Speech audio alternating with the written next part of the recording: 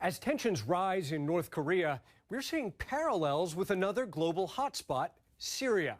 This is a tale of two dictators, Syria's Bashar al-Assad and North Korea's Kim Jong-un. Though they are on opposite sides of the world, their regimes share some striking similarities. Both leaders inherited their jobs from their fathers. Their family dynasties have ruled countries of roughly similar size and population for decades, running police states that use brute force to crush dissent. But look at this. The North Korean and Syrian governments really like each other. Every year, their governments send each other many messages of solidarity and support. Here's KCNA congratulating the, quote, friendly Syrian government. Just over a week later, Sana'a spoke of Syria's support to the, quote, brave leadership of North Korea. In fact, these regimes have been friendly for decades.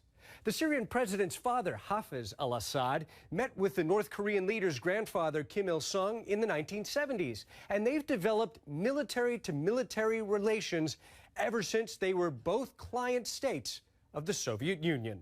North Korea helped a lot to the Syrian Republican Army to develop certain aircraft and air missile systems. They also fixed and repaired the old Soviet tanks like T-54 and T-55, which Syrian army would import from the Soviet Union.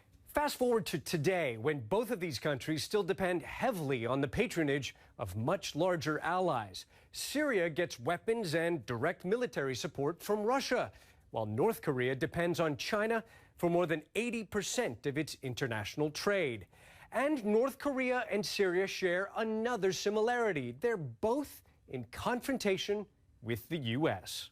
We can see that both regimes are pariah states. Both regimes are in open confrontation with the United States, and the new sheriff is in town, which makes their life much more difficult. The Trump administration is trying to put a stop to Syria's alleged use of chemical weapons and North Korea's very active nuclear weapons program. First, by trying to convince Moscow and Beijing to each abandon Syria and North Korea. Second, by leading international efforts to isolate these regimes through sanctions. And finally, with the threat of military action, including last week's cruise missile attacks on a Syrian airbase and the deployment of an aircraft carrier strike group to the Korean peninsula.